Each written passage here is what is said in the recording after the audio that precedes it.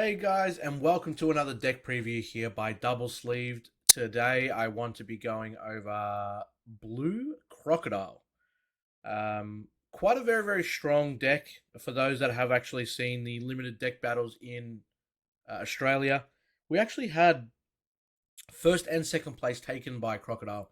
Obviously, that's going to change when Romance Dawn comes out. But a lot of these cards still kind of revolve around the starter deck. So I'm going to jump into it now. Guys, if you enjoy these deck previews, please leave a thumbs up on the video and consider subscribing if you haven't already. And for those that are coming back watching more videos that have already been subscribed, thank you so much for helping us build this community. We are a year strong now, and now that the One Piece card game is coming out, we've got a really big year ahead of us, so we hope that we can take that journey with a lot of our community members. So thank you guys so much again. But let's get into it. Crocodile has an activate main ability on the leader. Once per turn, you can put 4 Don back to the Don deck from anywhere on the field, even if you've attached it to characters. Return up to 1 character with a cost of 5 or less to the owner's hand from your opponent's side of the field. Pretty strong. It helps you deal with a lot of cards that you might not normally be able to deal with. Inbuilt on a leader is quite good. Blue is kind of the control, big body type of deck as well, for those that are wondering, and you'll start to see some of that take shape in the profile that we do today. So we're going to run 4 Trafalgar Laws. Every deck has a Trafalgar Law. It's a 1 cost 1k that is a blocker. Straightforward, very simple. You put 4 in. Obviously, we're running at a very small sample size. We're only running off 1 set and starter decks. So you'll probably see a lot of these cards pop up in a lot of the same colored decks. 3 Elvita. She has a 2000 counter as well, so really good to have in your hand for counter on your opponent's turn. However, you can put 1 Don underneath there when she's attacking. You may discard 1 card from your hand, return 1 of your opponent's characters with a cost of 3 or less to their hand. Personally, I'd probably keep her in hand. I wouldn't hard cast. I think you only really swing with cards that are about 5k or more because you want to kind of put that pressure on. But yeah, discarding a card from your hand, using a Don to bounce 1 of their cards with a cost of 3 or less can be probably decent in the end game, but not something that you would regularly look to play on your turn 2, for example. We've got 3 event card overheats. It does cost 2. The counter is you can your leader or 1 of your characters gains 4,000 power during this battle. Then return 1 active character with a cost of 3 or less to the owner's hand. So if it's already tapped, you can't return it.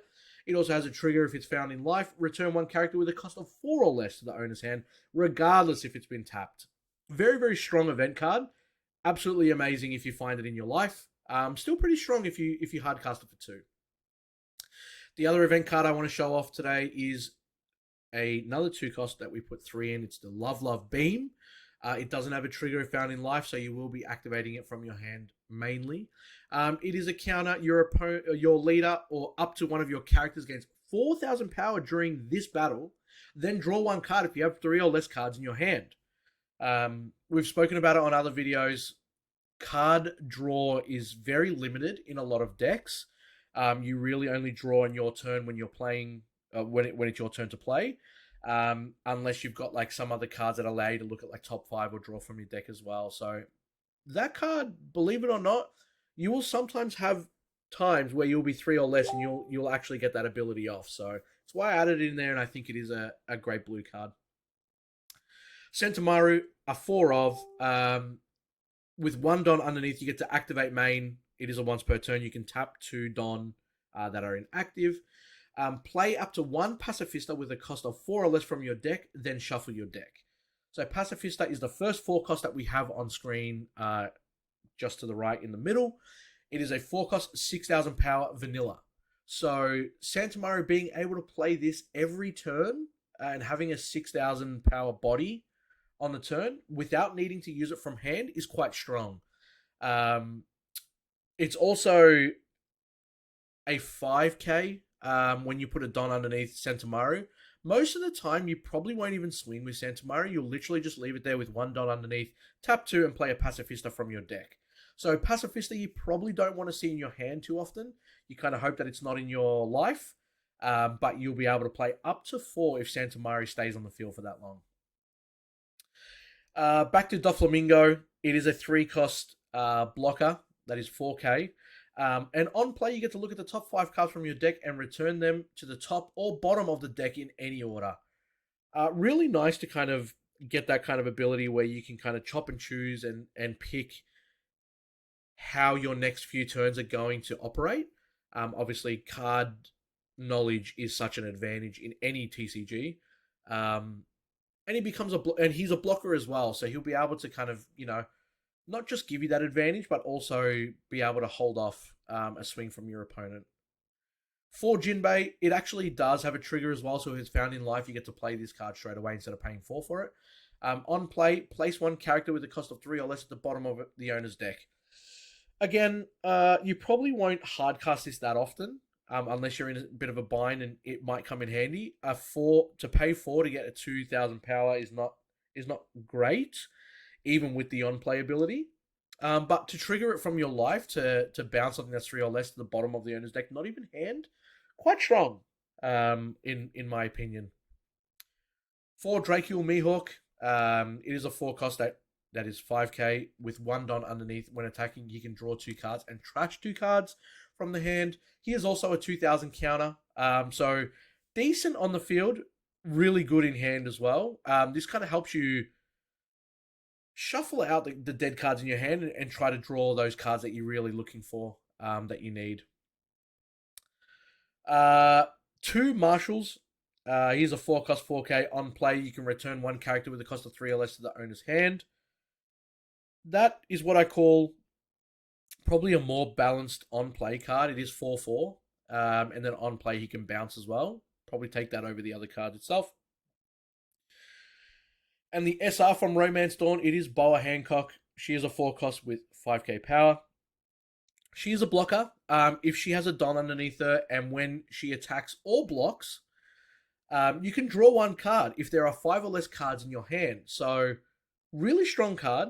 You can use her for offense or defense. I do like her a lot, which is why we've got her at 4. I think she's one of the better SRs in the set.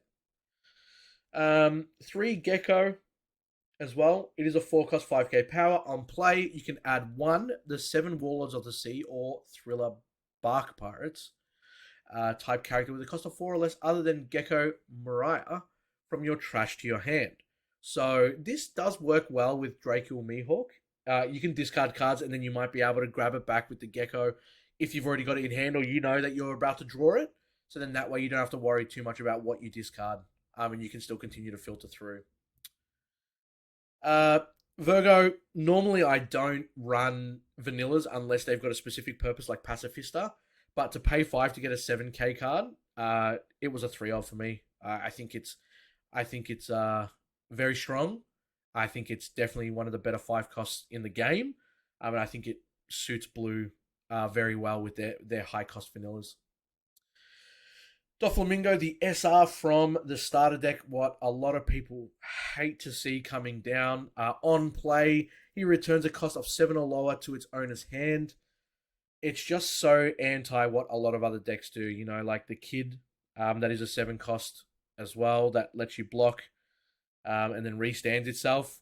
The hardest counter you can ever find. This is in the starter deck. I would definitely recommend picking up 2 starter decks just to get the Doflamingo SR.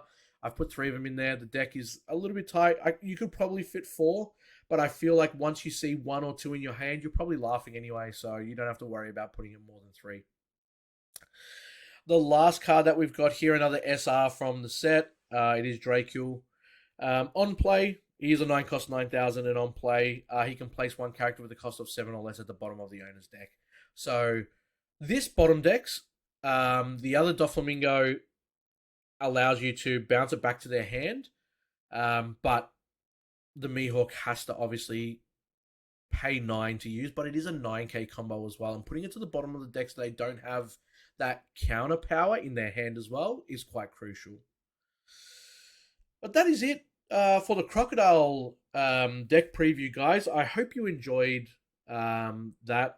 We've got other deck previews on the channel as well. Let me know in the comments below if you would make any changes or if you believe that you're going to run this deck when you take it to locals and when the set comes out. Obviously, we're at a very small sample size of cards. We've only got one set and a few starter decks coming out as well, so it will be probably very similar, but ratios will probably change. But yeah, let me know what you guys think. Let me know if you think that this deck is going to be like the one that you play until set 2 comes out. Um, and yeah, don't forget to leave a thumbs up if you enjoy these types of videos and subscribe if you haven't done so already, guys. Thank you so much for tuning in. Hope you guys enjoyed and look forward to seeing you in the next one.